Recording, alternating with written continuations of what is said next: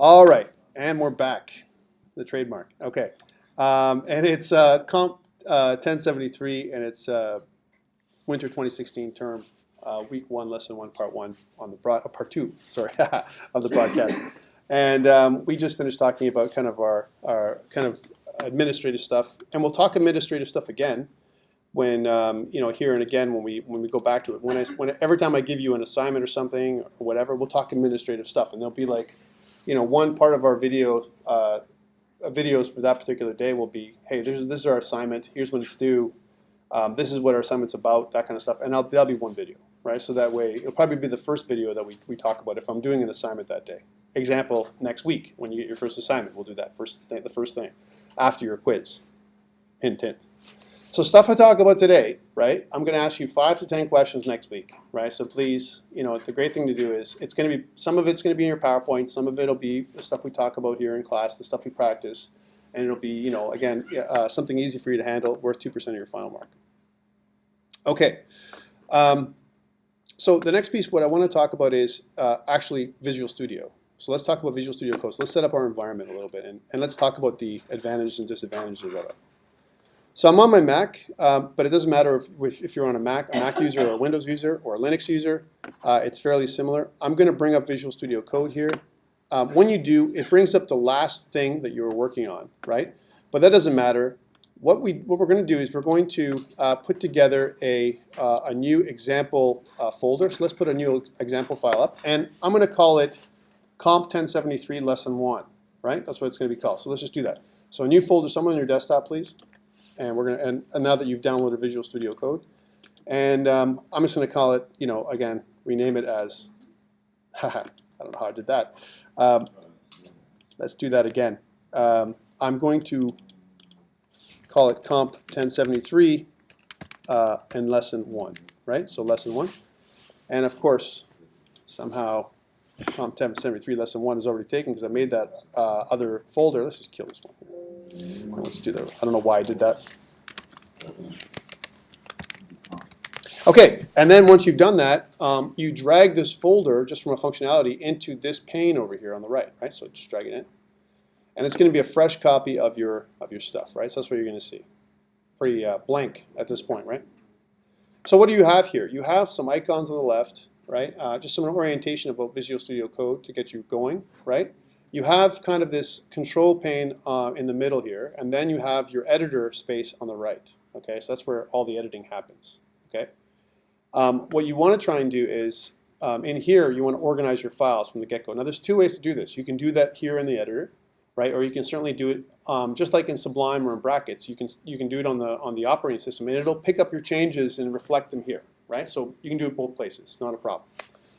So let's do that here. So if I hover over my project, notice I get a couple of icons, right? One of them is the new file icon. Another one is a new folder icon, and some other things as well, right? So let's do a new folder icon. I want to set up my folder structure with you guys a little bit differently. So you might have seen JavaScript as a JS folder, and you may have seen CSS as a CSS folder. We're not going to do that. We're going to have a different folder structure that I'm going to be following, and I'd like you to follow me for one reason. I'm going to be building it so that way when you do things with Rich in the future, right? As an example, when you do any kind of ASP.NET or whatever, the folder structure is going to be compatible with the Microsoft side as well, right? So it's not just compatible with open source, but Microsoft. And Microsoft uses 2 different folder names. One of them, which I'd like you to create, is called scripts. So let's just call it scripts with a capital S. And then the next one is called, and again, just make sure it's not scripts isn't highlighted when you do this. The next one is going to be called content. So those are the 2 folders that Microsoft likes to create, and I like to try and align myself so as to be as generic as possible. So content and scripts. Content is where I'm going to put my app.css, and you know what? You'll be happy to hear that through the entire course we're not going to be focusing too much on CSS. We're going to be focusing on JavaScript. So for CSS and a CSS framework, we're going to be using Bootstrap. Who's used Bootstrap in the past? You guys should mostly have had some exposure, yeah? And if you haven't, it's okay, because it's going to be cool if we can download and install Bootstrap together, not a problem. And we'll do it manually at first, and near the end I'll give you some tools so you can do it automatically. All right, so our content folders where our custom app.css is going to go, yeah? It keeps dropping content under scripts as a subfolder. Yeah, just drag it out. So if it's like this, Yep. like this, Yep. right? Just kind of drag it out like this. Okay, and it'll just drag it out. Okay, so not a problem. It's got some flexibility there. Okay, so so content and scripts. So under content, I want to create a new file. So I'm going to right-click on when I have content highlighted, right? And I'm going to click New File, and let's just call this thing app.css, app.css, right? And then I'll put a short comment in there that this is where my custom styles live here, right? Which is where my custom style sheet's going to be. This is my custom style sheet. Okay? I haven't done anything. There's no styles in there right now, but this is, if I was going to put any custom styles, I'd probably align it there. Okay, scripts. This is kind of our main folder here, right? And from the get-go, although there's actually 3 ways to attach JavaScript to your site, I'm going to be doing it in the way that, and we're going to be talking about progressive enhancement in a second. I'll always attach JavaScript in its own file. All right?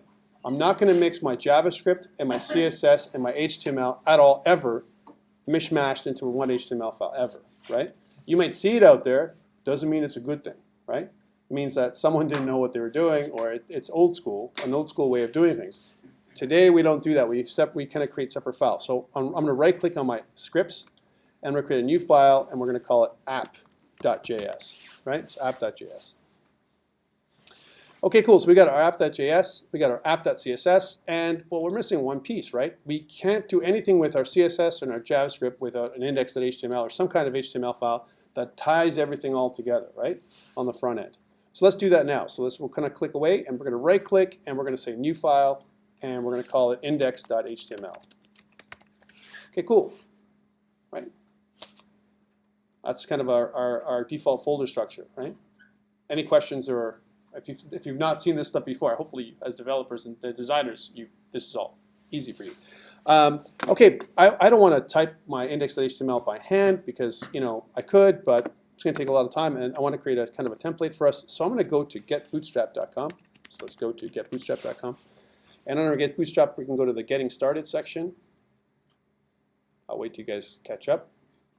Getting Started, and I'm going to scroll down partway down the page until we get to this section that says our basic template right here. Here's our basic template. And if you click copy on the corner here of our basic template, you're going to get all this stuff. I'm not going to keep all of it yet, but I'm going to copy it right now. And I'm going to go back to Visual Studio Code after I've copied it and just right click and paste. And you get some really cool syntax highlighting and all that kind of stuff that you normally expect in an editor of any kind of worth, right? Really, really quickly. Did you get that, or do you want me to go back? Yeah. Go back. Go back. Too fast. Okay, here it is. So here's getbootstrap.com/getting started, and I want to go down all the way to my little example, grab this file, and drag and drop it in, or copy and paste it into your Visual Studio Code. Nice and easy, right? So why am I getting this from Bootstrap? Why don't I just write it myself? Yeah, I could. But there's some really cool things there that they include in Bootstrap's little template. One is their character set UTF-8, which I'm going to type. Language is English, which I'm going to type, right? Name, viewport, and content width is equal to device width initial scale 1. What's that for? Who remembers what that meta tag is for? Anybody? Huh? Responsiveness, right? For mobile devices, that's the meta tag you need, right? That meta tag, right? And then there's also this XUA compatible content IE is equal to Edge. That's a new one, right? So we're going to use that one for all those Edge browsers out there, right? So that's why I wanted to grab this one. And the other one is it has some links right now to Bootstrap that doesn't exist. We have a CSS Bootstrap style sheet. I don't have that right now. So I need to get rid of that and change that right now. And also I've got some other stuff down here for Ajax and all this other stuff with Jquery to make Bootstrap run, and I don't have that either, right? So I'm going to have to get these things from Bootstrap, right? So let's go back. Let's check this out to make this all work. So here's my stuff. I'm going to just clean it up a little bit, and I'm just going to collapse this part right here. And to do that, I'm just going to hold my mouse cursor just between the editor and the kind of the inspector here, and just grab this and pull it to the left, right? So it kind of makes it so it's all one big screen. Again, we're just getting used to the editor here. And I'm going to save this file. So here's my index.html. Be aware that even if you can't keep up with me, it's okay because I'm going to share my stuff with you on GitHub in a second, right? So you'll have everything that I have. All right, let's get rid of some of these this stuff. So I'll get rid of this. And instead of Bootstrap template, we'll rename this to our COMP1073 lesson 1.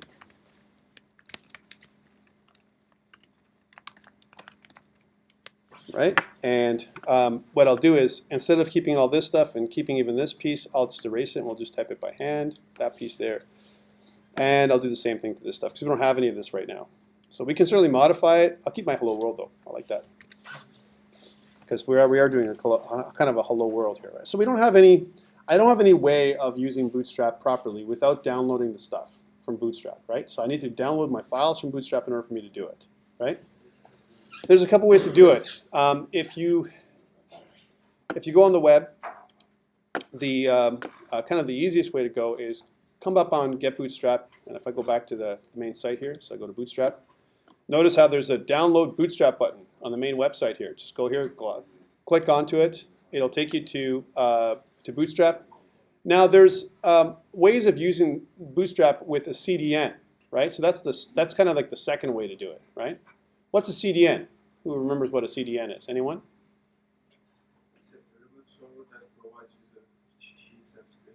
Yes, it's actually the content delivery network, right? At one point, you know, when someone talked to me about the CDN, the content delivery network, hint, hint, it might be a question on your next test, right? I'm going to throw that in there here and there. Just when I ask you, what's the CDN stand for, right? Content delivery network. So, you know, it used to be I was afraid of it. I was like, content delivery network, that means if the internet's down that I can't get access to my files, right? Well, hold on, man. If the internet's down, then there's a catastrophe. There's like a zombie apocalypse out there nowadays, right? Because there's no way the internet's going to be down, right?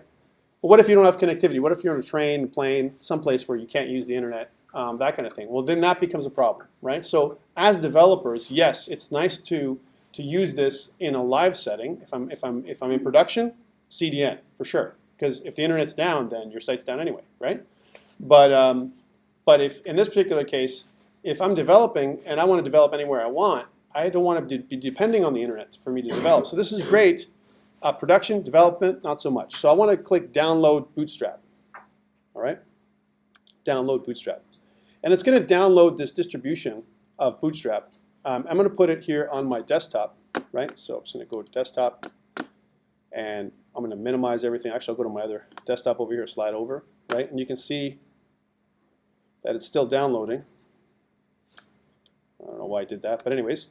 And then I'm going to double tap that one, and it's going to provide a little folder for me that I'm going to drag and drop. I'm going to kill this one. So again, you can do on the Windows side, you just extract it to your desktop, make sure it's in a folder like this. Notice how I'm keeping my folder nice and handy over here because I want to drag and drop piece parts of it into my other folder, right? Now there's a couple ways you can incorporate all the Bootstrap stuff. And if I open this folder up so you can see it, you see that there's CSS and there's fonts that you can use as well as JavaScript. So there's a JS section as well, right? I need the JS, I need the CSS, I kind of need the fonts, and the fonts have to be one step higher, as an example, just close this down, one step higher than where my CSS is. So they're not in the same folder. So I can certainly have a fonts folder on their own outside of the content folder, or away one step up from where I have my stuff. The easiest way to do this would be to grab my CSS fonts and drag this into my content folder, right? Because that's where it would be looking for it. And my JavaScript, my JS folder, my stuff in my JS, inside of a lib folder somewhere in my scripts, right? Again, all I'm doing is I'm organizing my folder structure because this is one of the most important things you can do as a developer designer, right? If you don't organize yourself early, it's going to be pretty ugly later, right? So please, let's work together to keep ourselves organized. And actually, on an assignment, you'd be marked on this, right? So if your folder structure is all over the place, bad, right? We want to keep it organized. So how do I do that? What would I recommend? So again, we can do this in the operating system, certainly. But let's see if we can try and do this with VS Code. So we're going to do right within code. So I'm going to kind of drag and drop it. So I'm going to go back to code for a second and bring this up. And then let's see if I can bring up that folder structure here. If I go to desktop and if I go to Bootstrap, here it is. Is there a way, would it accept, I'm just going to kind of open this up again. So if you want to open the pane up again on the to see your files, just drag it over. Right? And let's see if it'll accept that in my content. So can I drag and drop? Is that possible? And I think that's something we have to explore, right? So if I grab my CSS file and if I drag it over, can I do that? And if you notice, see how I kind of get a green plus here. That's a good sign. It says, well, folders cannot be copied into the workspace. Please select individual files to copy them. So to me, this doesn't make any sense. What I'd like to try and do, and sometimes your editor will allow that to happen. Myself, I like to kind of use the operating system. Sorry. The operating system is a little easier for me. And so I'm going to grab my CSS and fonts folders and just drag it into my content folder like this. Right? So now it actually destroys what was in the distribution, but who cares, right? My JavaScript, though, I want to break it out. I want to rename this one before I drag it over as lib, because all my libs, all my libraries are going to live in the same folder, right? So I want to have all my JavaScript, my Jquery, all that stuff's going to live in the same folder, right? So I'm going to take my lib folder and drag it into my scripts folder. There we go. So all I did was renamed it. And now I don't need this folder anymore, right? I don't need this folder anymore. So I can get rid of it. Done. So now when I look at my folder structure, I have content, and then I have CSS, and then fonts. Okay, now you might say, well, you said you weren't going to use CSS. I'm not. I'm using content. CSS is just another subfolder. Under scripts, though, I'm definitely not using that structure. It's called lib, and that's where I'm going to access my Bootstrap. So this is my folder structure, right? Why am I doing this? Because there's less modification for me to do when I drag and drop in my CSS. Yes? Do you change the JS folder name to Lib. Yeah. Yeah. Rename it before we pull it over? Or after. It doesn't matter, right? I mean, it's just as long as at the end of the day it becomes lib, you're good to go. Why lib? Because I want to have other libraries in there, not just may not be JavaScript, it may be something else. Who knows in the future. I want to keep flexible. Okay, cool. So I've got my stuff here. I want to connect my Bootstrap up, right? And I want to see it in VS Code now. So let's go across and let's see if we capture. Well, there it is. Look, here's my CSS, and here's my fonts, my glyph icons, and inside my scripts, I've got my lib folder, and I need all this stuff. I'm still missing a folder, right? I'm still missing something. I can't enable Bootstrap without Jquery. And we're going to be using Jquery later on. So think of this file we're making here as almost like a little boilerplate for us to use over and over again. When I use this file, we're going to base all of our other files on the one we're making right here, right? Because once we have it going, why would I do this again, right? Just to waste your time, right? So let's just do this the first time, and I'm going to put it up on GitHub, and you'll see it as COMP1073 lesson 1. We're always going to use this one file to modify it and to work off that one as we progress, right? So we have to make this as nice as possible. Okay, cool. So what do we do here? Well, we need to connect on the CSS side. Let's do that first before we download Jquery, right? So again, let's remind ourselves how we do this. I want to link our CSS to our file. What do I do? What do I type?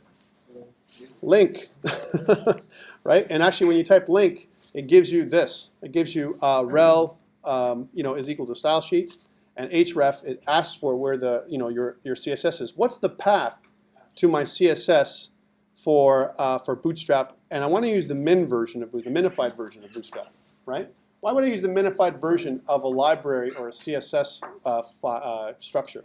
Why would I do that? Huh? But why would I use the minified version? I'm asking. I'm going to use the minified version. I want you. Sorry? It's faster, right? Whenever we use minified versions of our libraries, they're faster than the expanded version. Expanded version is great if you want to do some development. And a lot of these libraries are open source, so you can fool around with them or whatever. But at the end of the day, you don't have to. And if I'm in a production environment, I want it to run as fast as possible to give the best user experience. So I want everything minified, right? All things being equal. And I'll put that proviso in there. Okay, so let's do that. So I'll say content. That's from our first piece, because we're looking in the content folder. Then I'm looking down into the CSS folder, right? Because that's CSS. And then inside my CSS folder, I want to grab bootstrap.min.css. Let's type that, bootstrap.min.css. Okay, so that's our first CSS file, right? I want to grab others. I like Bootstrap, but I also want to grab the theme, bootstrap theme.min.css, and for this I'm just going to copy and paste. Right? So I'm going to copy this whole line here, And we're just going to paste it below. Of course, I've offset it a little bit. And I'm just going to just modify the name so it says bootstrap-theme, if I can type today, -min.css. So I've got my Bootstrap, I've got my theme, and now how about my own custom style sheets? Where should that go? Should it go before the Bootstrap style sheets, or should it be after? Why my custom app.css that I talked about earlier? I have an app.css down here, right? That I made. The first thing we did was we made an app.css file. Why am I? Well, where would that go? You're saying after? Everything you do could be overridden by the Bootstrap. Actually, let me put it this way. It will be overwritten by Bootstrap because Bootstrap includes something called normalize.css, which normalizes, resets all the CSS patterns, right? So if you do that and you put your CSS in there before Bootstrap, it'll kill it. So don't do that. Do it after. Always do your app.css or your custom CSS styles.css after, right? So again, I'm going to just from from that, I'm going to type link, and then in here, I know it's in content. I'm going to go in there, but I don't have to go into my CSS folder because my app.css is just sitting nicely in my content, right? So I can just say app.css. So there's my CSS. The nice thing to do here when we format this boilerplate as we're moving is I want to make a comment here. So comments again, we kind of do it like this. That's the syntax, right? And we want to say this is our CSS section, right? So we can see, tell other users what we're doing, right? Our CSS section. Notice how our CSS section is nicely at the top, right? In the head of our document. Okay. So this links that all together. But again, Bootstrap that's not enough for Bootstrap. You need Jquery and the JavaScript component of Bootstrap in order for it to be active 100%. Okay, or else you're missing functionality. It'll work. Just the CSS files alone will be good. We want to activate Bootstrap at the bottom, right? So again, I need that JavaScript, and I'm going to always put my JavaScript at the bottom of my, just before my body tag. Why do I do that? Why is it the bottom of my body tag? Yeah. So it's loaded last, or it's last thing. Last thing loaded. Why? Why do I care about last loading? Right? Yes. You almost had it. Right. So again, if my JavaScript crashes, everything crashes, right? If I load it in my head, right? But if I load everything else up, which really your content should load without JavaScript, right? JavaScript is an enhancer, right? So if I load it after, it's non-blocking. Hint, hint, that question will be on your test. Yes? Yes, you could, but that's advanced. Stop. All right? There's many ways to do things. JavaScript and HTML technologies, HTML, CSS technologies, web technologies, there's a million ways to do the same thing. So I'm showing you one way, all right? This isn't the way or the best way necessarily for you. For this application, it's the best way. Tomorrow there's going to be something else that you may have another way of doing it, right? Which is better. Okay, so let's do the same thing. Now I know I'm going to comment, so I might as well put in a comment right away, say JavaScript section, because I'm going to do my JavaScript section here. So remember I talked about progressive enhancement really briefly. We're going to talk about that in our PowerPoints. And one of the things that progressive enhancement tells us, right, the idea of progressive enhancement is we want to keep our layers separate. So we want to keep our structure layer, the way things have been structured, our HTML, our presentation layer, right, which is our CSS, and our behavior layer separate from each other. Almost like the whole MVC idea, model, view, and controller, the same kind of focus, this three-tier architecture when we do our stuff. So I'm never, ever going to put my JavaScript inline, just like I would never put my CSS inline, ever, right? That is like a faux pas. You do that, you're like, he doesn't know what he's doing, right? There are, however, times where I'll do stuff to kick things off for you a little easier this round. So I might put some attribute, for example, in my body tag to make sure my JavaScript fires for the first time. Afterwards, we'll remove that component altogether, and then you'll flow right into JavaScript when the page loads. But the reason why we're putting JavaScript at the bottom is we want to wait till the page loads and then load up our JavaScript for the enhancer, right? Okay, so that's where our JavaScript section goes. Yes? Explain why you would put JavaScript in. Why? Okay, great. So let's say we have a multi-page application, and I put my JavaScript inline on my index.html, but I want my other pages to have the same structure. What do I need to do? copy it every single time from one page to the other. So every time I got to put a page, if I want the same effect, I've got to copy my JavaScript over and over and over again to different pages, right? And that's not effective. If I make it inside a document, like for example, external file, I have to do it once. And then I have to just point to that document within my pages. And then the effect, the enhancing effect that JavaScript is going to give us for our user experience is going to last throughout all of our entire project, right? What if you want just a little bit of overriding on that one particular page? I would do it through my external document. I would always target it through my external document. I could do it, I would never do it inline, ever, right? If you do it inline, it's kind of a lazy way to do it because it's like, maybe that's the only way you know how to do it, right? But it's not the right way. The right way today is separation of concerns, right? So you always separate your JavaScript, your programming, you separate from your presentation, from your structure. That's the right way to do it. You'd have to give it a new name or something. Which? I just did a Bootstrap, and then there's just a little change I need to make on one page versus the whole thing. Right. So I would make a little custom function in an external file because maybe I'll use it again, right? So if I want to reuse my code, I'm always going to put it in an external document, right? And that's why we do it for reusability for the most part. Okay, but great question. I love that question because it asked the question. Like it's the same reason why we don't do our CSS inline, right? Why don't we do our CSS inline? It's the same thing, right? The old school way of doing it was, and especially if you use Expression Web, who's used Expression Web in the past? Anybody? Expression Web is like drag and drop. You drag, drop, and then all of a sudden it puts everything inline, right? All your CSS. That's bad. It looks nice, right? But it's only for that page. And then you have to redo all that over and over again. Dreamweaver does some of the same stuff too. Be very careful with Dreamweaver. If you're a Dreamweaver user and you drag and drop some stuff into Dreamweaver, you're like, it just writes the CSS for you really like ugly. So please don't do that. We want to separate concerns. Okay, so I want to connect my JavaScript, and I've got my scripts here in here, and now it's a little different. I'm going to write script, right? And in my script, I want to do something like this. I want to say source is equal to, and then I want to target my scripts /lib/bootstrap.min.js. I can't run Bootstrap without Jquery, so I got to get that now. But I'll wait till you guys get this. So all this is doing is I'm using a script element, right? I'm creating the attribute, using the attribute source attribute, the src attribute of the script element to point to the file that I'm going to be loading, right? That's external. In this particular case, my library is in bootstrap.min.js, which is inside my lib folder, which is inside my scripts folder, and that's the path that I have to follow, right?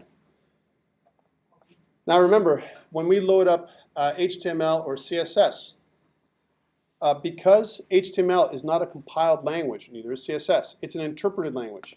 The browser is our main engine that interprets and renders the result, right? So what it does is it goes through line by line and it reads everything, and as it comes to the CSS stuff, it reads the entire file into this index.html, and it'll keep going like that, one line at a time. When it comes to here, it'll try and read this in as well. It may not activate it at all, right? Because even though we read our Bootstrap, there's some activation that we have to do, and a lot of that's done with inline. If you look at the bootstrap.min.js or the expanded version, bootstrap.js, you'll see that it actually calls itself in some part. Now that's for later. I'm just mentioning it so you know how it works automatically. All right, so we need Jquery, like I said, to activate this. And where do I get Jquery? I can go online and go to jquery.com.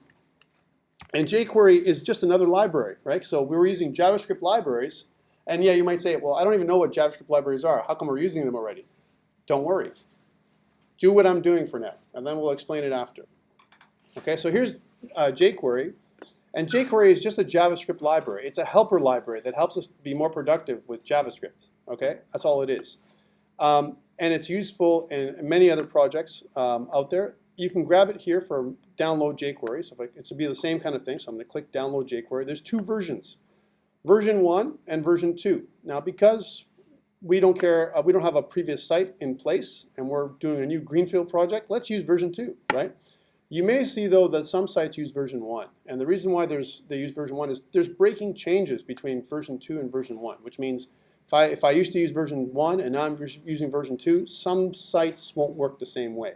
And so that's why that we keep both versions alive for now, because until the majority of users get off of using a version 1.x, we need to keep it up there. So for now, for us, we don't need to. All we need to use is the compressed version, right? The production jQuery that we need for our site. So I'm going to just download this one. And if you notice, it's the jQuery file. Like it's actually the minified version of the file, right? Which is what I want. So I want this and a couple of other things, right? So I want to grab this, and because I'm going right to my desktop, I want to download it directly into my lib folder, if you can, right? So I'm going to kind of target my lib folder on my desktop. So I'm going to go into my COMP1073 lesson 1.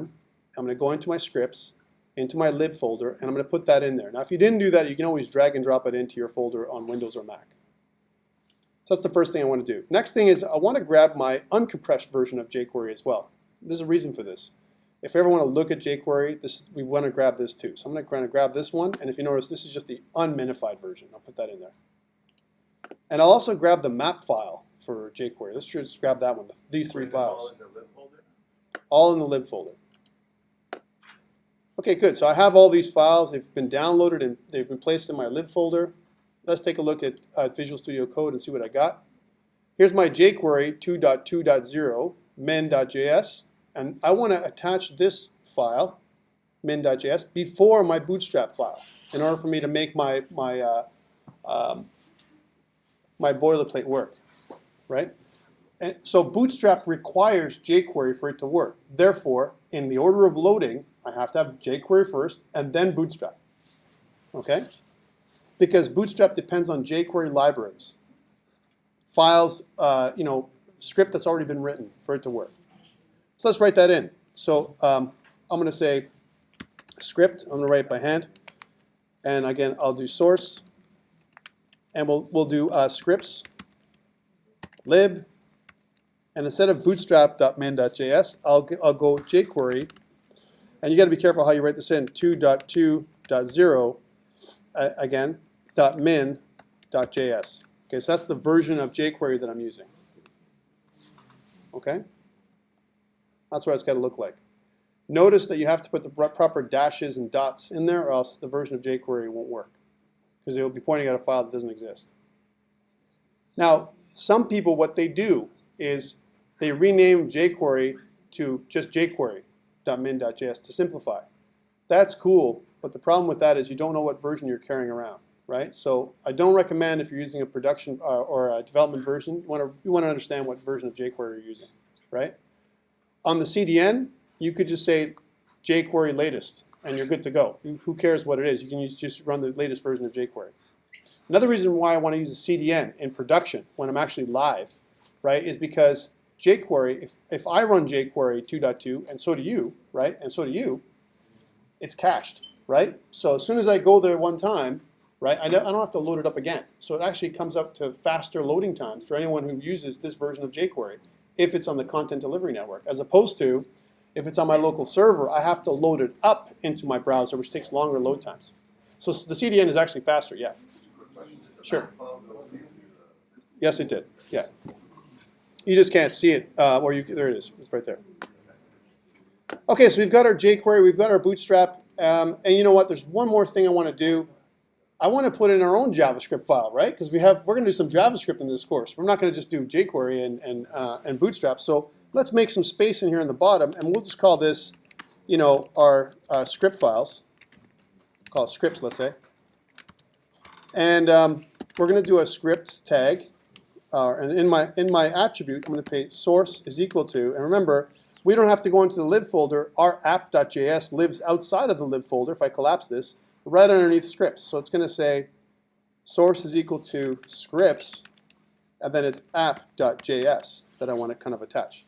And I'm doing it in the same order I kind of did my app.css, right? So first I load my libraries, then I load my own custom scripts. Why? So I can take advantage of the libraries if I want to, right? If I load my custom scripts first, then I may or may not have access to my libraries, depending on the namespacing, which I'll explain later. Okay, so that's the order. The order makes a difference in JavaScript. Notice that there's a lot of little links here to this index.html, right? Lots of stuff linked in here and no functionality yet. Okay, I want to include one more thing in our boilerplate, which is very popular these days, which is Font Awesome. So before we run this thing, I want to download and install Font Awesome, right? Because Font Awesome gives us some really cool icons that we can use for mobile, right? And when we create our websites. So let's grab that. So let's go find Font Awesome online. So I'm going to go online, Font Awesome. And it's Font Awesome, not Fort Awesome. Font Awesome. It's actually it's spelled fortawesome.github.io. I guess someone took it before they had a chance to do it. Font Awesome. And this is again a CSS toolkit, right? That gives us some really cool fonts, right? Like icon fonts that we can use in our CSS and in our when we create our websites, right? And to look at some of the icons that it comes with before we download it, if you notice, if I want to look at for something like, I don't know, the home icon, so I want to make a home button icon, this is what it gives you, and it's all programmatic. It's basically all you do is you just add a little bit of CSS or around a tag as an example. So it's a CSS library, and all of a sudden, just like Bootstrap, it populates that icon right in there, right? So it's really, really cool, and it's an icon that's a font rather than an image, which means faster loading times. So much better than, again, font icons are the way to go these days in terms of load times. Okay, so let's download this one. So I'm just going to go back to the beginning where it says download, and it says, hey, let's get it. Take your icon game to the next level with Fort Awesome. No thanks, just download Font Awesome. Grab this one. Okay, so again, Font Awesome is going to download and go somewhere. I want to put it on my desktop, just like I did with Bootstrap. All right, so here's my desktop. Save it. Okay, and I'm going to go to my desktop again, and in the operating system, just like we did last time, this is where we do everything, right? So I'm going to find my Font Awesome zip file and extract it here on the desktop. And on the Mac, double-click. On Windows machines, extract. I recommend 7-zip again. But here it is. Here's my Font Awesome. Notice how there's a pattern: CSS and fonts, right? And here we have CSS and fonts, right? Well, this is cool. But there's some stuff we can do to save some space. I'm just going to grab my fonts in my Font Awesome CSS and just drag it into my CSS file, just to make it all one. So we don't have like multiple CSS files. We don't need to. So grab my Font Awesome and drag and drop it into my CSS folder that exists in my folder. And the next thing I'm going to do is I'm going to grab all my fonts, my Font Awesome fonts, all the way down, right, and grab all these and put them in my fonts folder. Right, there we go. Now there's also some space for less and SCSS, which is Sass. We're going to leave those alone right now, right? So we're not going to include those. Just those fonts is what we need, and we can just close this off.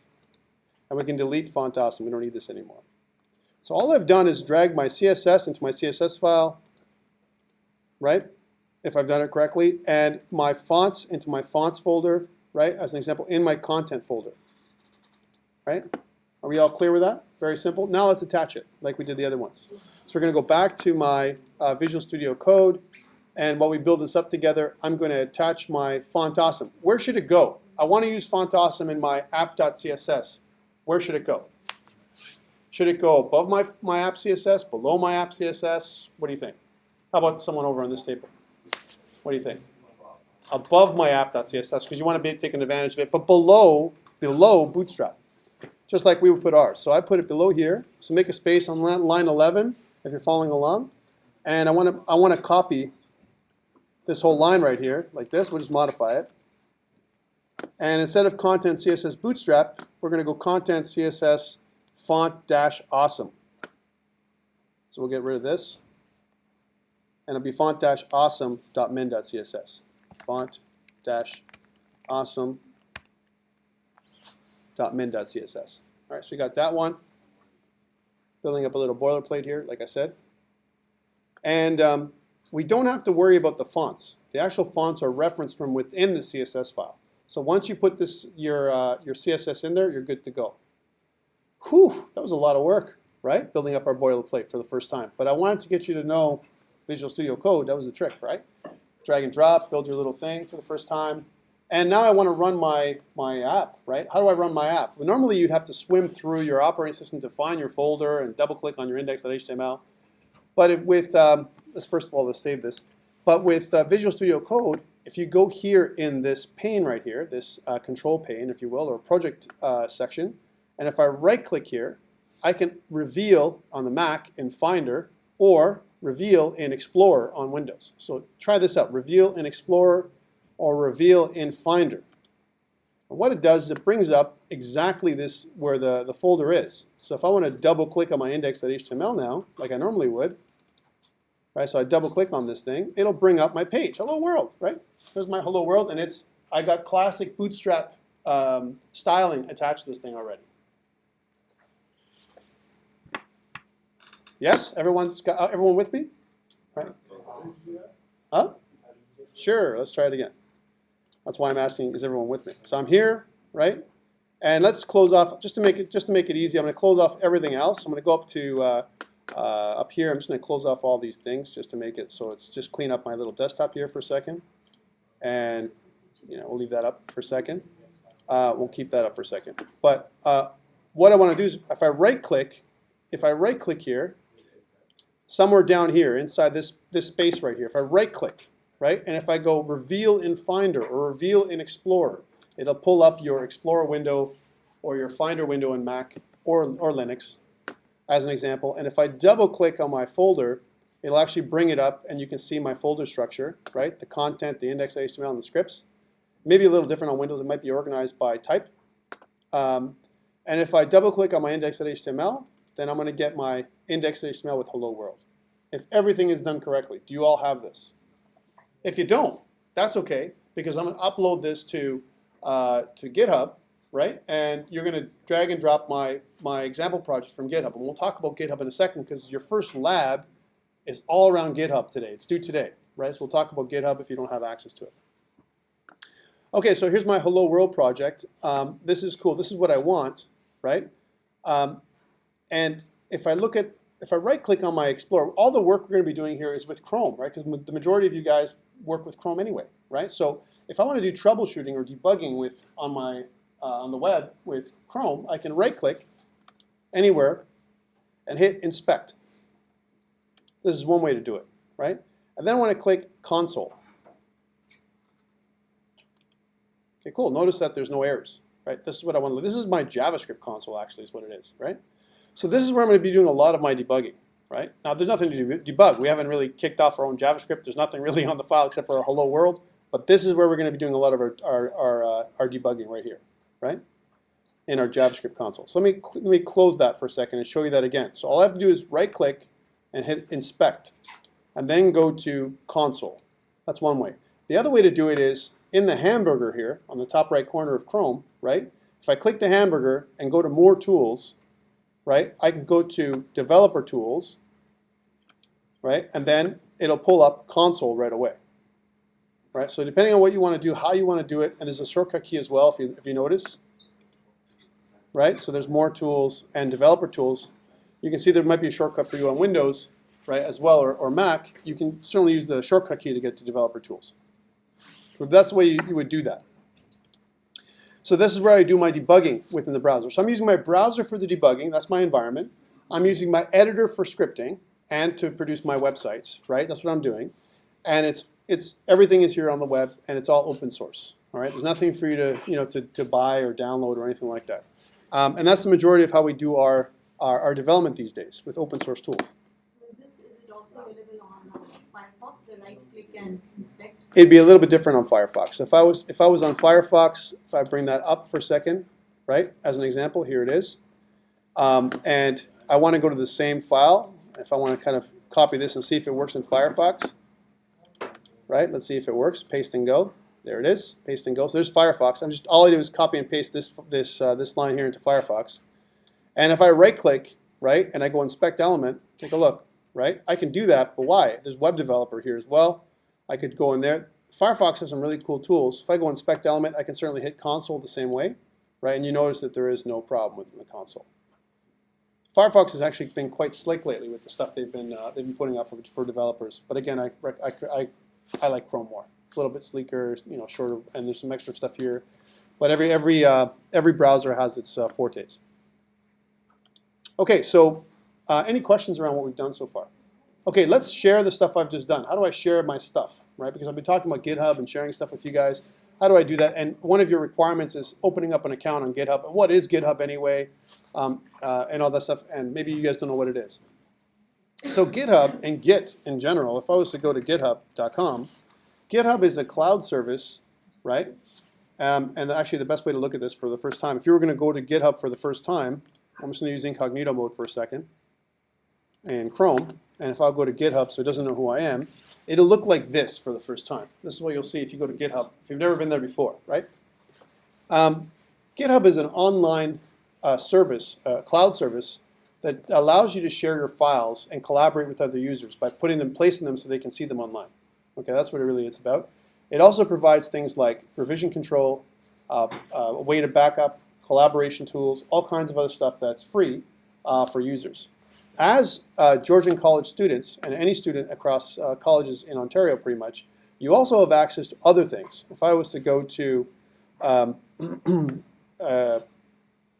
DreamSpark, if you actually go to Microsoft DreamSpark, the software catalog, and this is available to all students, right? So I'm going to www.dreamspark.com/student software catalog, or you can swim through. There is a free something you can download from GitHub. It's called GitHub Education for students, right? And it's the GitHub Student Developer Pack. This is really cool. It's also available to professors, by the way. So if you go there, if you click on the developer pack, you get a free SSL certificate, a free domain from Namecheap, right, for 1 year, and you also get 5 free repositories, if I'm not wrong, for through five private repositories, sorry, through GitHub, right? Normally repositories cost, right? All of our repositories are public unless we go through here. So I would recommend you subscribe to this. Get your pack today. It's free for all students. Again, you need to use your student number and stuff, but it's through dreamspark.com, and you go to product ASPX and so on. It's recorded on the video, so you can always find the link afterwards. What I will do later on is populate this in our up on Blackboard, so you can have favorite links. I'll put a bunch of links like this up on Blackboard, and this will be one of them. So if you want to get your GitHub student pack, which is kind of cool. Okay. It's really cool. It also gives you Visual Studio Community 2015 edition, and also Visual Studio Online, which is another alternative to GitHub, another service, another cloud service that allows you to store your files online. Okay. Well, let's say you're signing up for GitHub for the first time, and you don't care about a free service or anything like that. I mean, you don't care about private repos. You just want to have public repos. You can just certainly pick a username, put your email address in there, and so on, and create a password, and you're good to go. Right? Now, we're going to use GitHub extensively throughout this course. And like I said, your first lab is create a user ID, make a repo, right? And I want you to upload that into on Blackboard, right? And when you've done that in a text file that I can see, if you follow the instructions, you get 2% of your final grade as a bonus today, right? Which is something that's cool if you want to get that 2%. And I know students love bonus marks, so this is marks above and beyond your extra stuff. So I'm paying you for this, okay? I want to pay you right now to do this GitHub stuff, right? You're not doing it for free, right? I'm giving you it, right? As something that I want you to get done. Please don't forget to do this because it'd be a shame. What is a repo? Repository. And we'll talk about what those are. A repository is a place, a container of where you're going to put all your development files, right? So up on GitHub, I'm going to go back into my normal self now. I've signed up, let's say, and I'm up on GitHub, and I'm going to go into, all my stuff is going to be on Georgian College. That's my organization I formed on GitHub. I'm kind of happy with that because no one took it first. Anyways, so Georgian College is where I'm going to have all my files, and I'm going to make a repository. Making a repository is really simple. Once you sign up for GitHub, there's 2 places you can do it. You can certainly click up here where the plus sign is on the top right, create new, or if you have an organization or place you want to put things, you can click there. So for me, I'm going to click here because I'll put it inside my Georgian College section of my repositories, right? I'm going to click on plus. Okay, cool. And now I have to name my repository, and it has to be unique across my organization, right? It can't be the same name. So I'm going to call this thing COMP1073 Lesson 1. Remember I talked about this being the first lesson we're going to use to build on, as we go forward, right? So this is the first lesson. All right, cool. Now you notice I have a choice of making it public or private. Private costs money, right? But if you sign up for the student pack, you get 5 free repositories, private repositories that you can share for yourself with me. You can initialize it with a README. We'll talk about that later. I'm not going to do that right now. And you can add a gitignore file or a license file if you want to. I'll tell you right now that all modern web developers and developers in general use some form of version control, like GitHub, right? GitHub is one of the most popular version control systems out there and that are free to use for most people. There is an unlimited amount of storage that they'll give you. They don't limit you on how much you can store up there, right? As an example. Even for free accounts, which is really cool, right? So I'm going to create a repository. When I do that, it gives me some instructions, right? Because I've created my repository, but my repository sits online, right? I also want to have my local repository. So there's 2 repositories you're going to make, right? One that's local to your system, and one that's remote, okay? One that's remote. The remote repository is the one that I'm going to be using right now, and I haven't asked you to do anything remotely, locally yet, but I will. I'll show you that in a second. So what do I do here, right? Because I want to connect to this repo. Well, in order for me to make this work, there's 2 ways I can do this. I can download the desktop tool, which is the easiest way to do it for both Mac and Windows. If you're a Linux user, there's a different process, right? But all you do is go to desktop.github.com, and it'll provide a download for your operating system, right? And this will give you a desktop tool, an actual UI, a native tool that you can use in Windows or Mac, right, as an example. So you can connect to GitHub. But this is not the reason why I want you to download it. The underlying reason why I want you to download this, I have an underlying sneaky reason, is because it also installs Git on the command line for you, right? So that's kind of a cool reason to do it. It installs Git Bash, right, which is kind of cool. So download and install GitHub for desktop. It'll install the tool for you, and on the other side, it'll also install Git.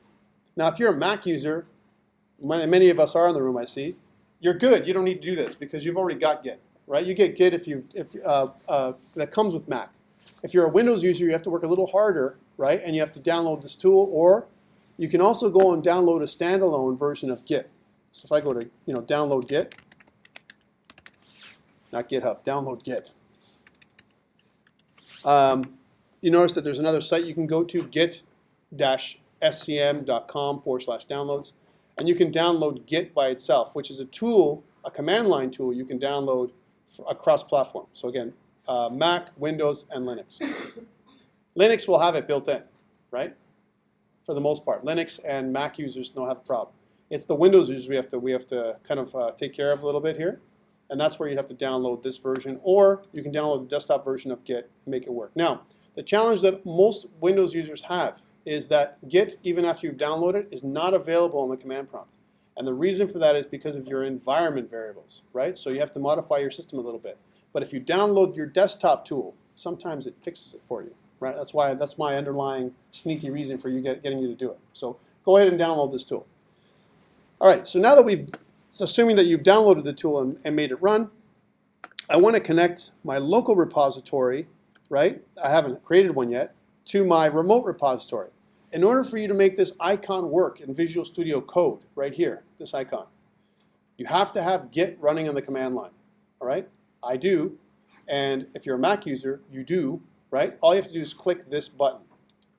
It asks you to initialize your Git repository, and you can do that right here in Visual Studio Code, right? So initialize my Git repository. Notice there's a lot of files that are in here, like tons and tons of them, right? I want to include all of them, so I'm going to click on the top where it says Changes and click Plus. And if I've got all these are all my staged changes, right? And what I want to do is I'm going to create a message, right? Think about what I'm doing here as a snapshot. I'm capturing the state of my files as they are right now. Here's a good reason to use Git. How many people have worked, you're working on your stuff, everything's working fine, you make one change, and your whole thing blows up, right? And you don't know what the hell you did. Where is it? You can't, and you want to start over. You want to hit the computer. Don't hit the computer, all right? Don't hit the computer, right? You don't have to do that. I know, Ari, you want to bang your head sometimes too, but you can use Git to revert, to go back a step, right? And that's the good thing about using GitHub, right? And that's why I'm promoting it for you guys. So I want to create a message, almost like a friendly name that that captures the snapshot itself. And by best practices, if you will, or convention, there's two we normally use for GitHub. First commit for the first time we do it, or initial commit is what you want to use. I'm going to use initial commit. And I'll do it both ways. So here's my initial commit. And I'm going to click this little checkbox. And then I'm good locally, right? But what if I want to get to my terminal, right? I want to get to my terminal from my my IDE, my little text editor here. How do I get there? Normally you'd have to swim across to get there. You have to open up command prompt and then go CD, and you're trying to find where your stuff is, right? But not so with Visual Studio, or if on Linux or Mac, you'd have to open up a terminal window and try and find where you are. Here, all you have to do is right-click down in here somewhere, and then open in terminal or open in command prompt, and it'll take you exactly into your project folders. That's really cool. So I'll open it up, and then it'll open up my favorite version of terminal. I'm using iTerm for Mac. It's a little nicer than regular terminal. And if you notice that it's right in there, I'm COMP1073 lesson 1. That's what it is, right? Cool. So now that I've added on my files, I got to do what it says on GitHub. By the way, this won't be the first or last time that you see me doing this. So don't be afraid of, what is he doing? This is like a lot of stuff to do on the terminal. And people hate the terminal because it's like, they're console, phobic, right? Don't worry about it. We're going to do lots more of this stuff. It's not the first or last time. So if I go to where I just opened this up, I have some instructions here. And one of them is, after I've done my commit, I can add this repo here as a remote repo by copying this line and pasting it into the terminal. So I'm going to go here and paste it into the terminal. Oh, if I can do it properly. How about if I copy it first, Tom? Copy. And paste. There we go. And then press enter.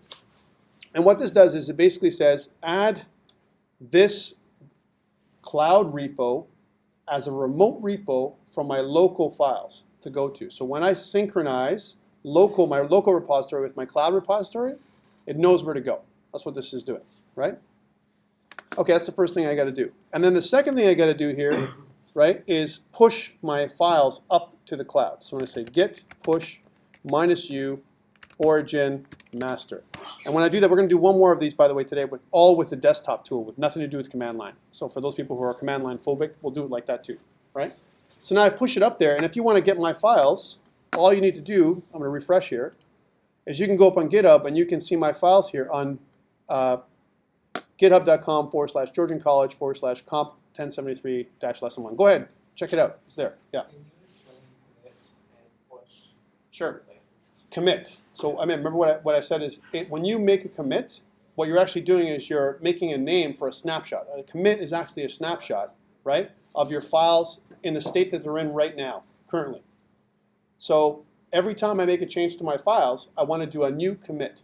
And some people ask a good question: how often do I commit? How often do I, kind of save a snapshot of my files, right? And the answer is every time you make a major change, right? Or every time you get up and leave your computer and go to the washroom, that's a good chance to do it, right? Or you eat something, or you take a break, make a commit. You're committing locally. And then when you push your local commits, whether it's one or many snapshots, up to the cloud. And the cloud takes the place of your computer. So if your computer blows up, your dog eats it, your baby spits on it, something happens to it, right? Bad things happen to your machine, you're still going to be running. Your files aren't lost. Because the biggest problem with the biggest firings out there these days is when boss, I'm sorry, I know I worked on this project for about a month and I spent 100 hours on it, but it's gone. What? You're fired, right? I mean, it's just, it's dumb these days. If you're a developer and you lose your files, there's a big problem, right? So we use version control for the system to safeguard our files and to keep track of our changes, okay? And also to collaborate with others. Okay, so some really good reasons to do that. So what are the 3 reasons that I use GitHub? I just said it. I'm going to ask you this question next week, right? 3 reasons why I would use GitHub. Back up your files. That's a good one. What's the other one? Version control. Third one. Collaborate with somebody else, right? Those are the 3 reasons. So in a team environment, those are the 3 things I'm going to ask you next week on your. I'm telling you the questions I'm going to ask you on your little test next week, right? So if you're here in class and you're watching the videos, you're going to be fine on the test.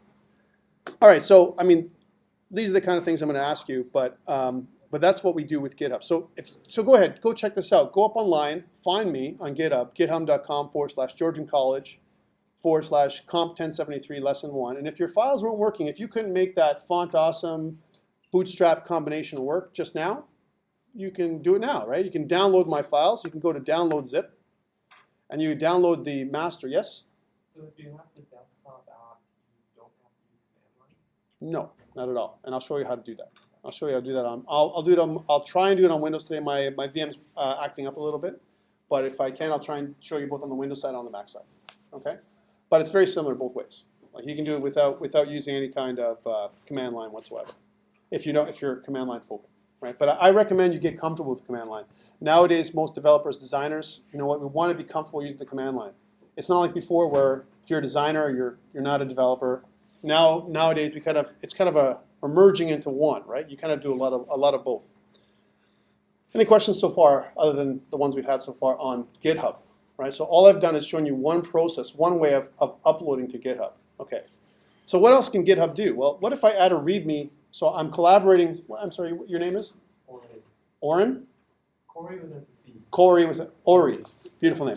All right, so Ori and I are collaborating together, right? And I've got some really cool backend. Ori's an awesome designer, let's just say, and he's going to put his designs up on GitHub, and I want to get them down. I want to download them onto my local system. How do we do that?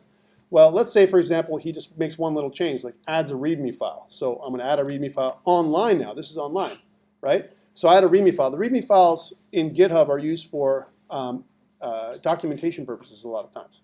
What does my repository do? As an example, what do I have this up here for? So I've got COMP1073 lesson 1, and I'm going to use it as a boilerplate. So COMP1073 boilerplate, file or file folder structure. I can say whatever I want in here, right? So, but this file that I'm making right now, if you notice, when I make a file or modify something online, down here on the bottom it says commit new file, and it gives me a default commit message, right? And if I accept it and click commit new file, all of a sudden online I have an extra file that I don't have locally. Locally, I don't have this file. I'm not synced up with GitHub all the time. I only sync up temporarily. It's a stateless system, right? So I push it up online, it's gone. I don't have that connection anymore. So now I got to, instead of push, I've got to pull, right? So I got to do the same thing. So we'll do the same thing with our command, right? So here on the command line, I'll say git pull. And when I do that, it pulls down the latest commit that I had. And if you notice, it says, I just pulled my README file, and it's down in my local files here. Let's take a look and see what that looks like in Visual Studio Code, right? Here it is. Here's my README file, right? That I made online and pulled down from GitHub. So you see, this is where the collaboration takes place. I work locally, I push remotely, you work with me, I pull your changes down to me, and so on. That's kind of a simple handoff, almost like passing the baton system. There's many other ways to do this in GitHub, by the way, but this is a very simple system. So I come to you, run over to you, pass the baton to you, you take it, now you're running with it. When you're done, run over to me, come on, run over to me, right? Pass it back, right? Pass it, I'm running with the baton, I got the baton in my hand now, I'm ready to code, right? Because you gave me your code, I gave you my code, and we hand off that way. That's kind of a simplistic way of doing it. That's okay for you guys in this course. I'm okay with that, right? There's other ways to do that where you can collaborate and create different branches and so on. Yeah? So every time you commit, it gives your file a new name? Is it a new file, sort of? No, it adds a snapshot to your repo. So notice how up online now, I have an initial commit, and that's the snapshot, the original, my repository in its original state. Any other time I make a change, wherever I make that change, that's where I see my commit message. So for example, I made a change because I added a README file, so I see that I created my README file as a message. If I make another change, let's make another change. Let's make a change locally. Like if you're changing the same file 20 times. It'll keep, you can make as many commits as you want, but you wouldn't do that. If you're working on a file, you finish your milestone, you finish what you're doing, and then you commit, right? So you make whatever you're doing, whatever feature you're adding. But it keeps all the different changes. versions. Yes. Yeah, it keeps that in. And it keeps it locally. There's a separate hidden folder on your machine called .git. Or if you look on your local folder, inside your your folder when you initialize Git. There's a hidden folder called .git that holds all your versions of your code, right? Which is kind of cool for version control, right? And up online, it holds the latest version. But if you look at commits, take a look at commits. I can see all the changes and a history of all my changes up online. So you can see I did my initial commit, then I did my README, then there's going to be other changes all up online. For each day that you do it, it's timestamped. So this is a great way of tracking what your partner's doing, for me to track your work, right? That kind of stuff. It's a great way of doing that.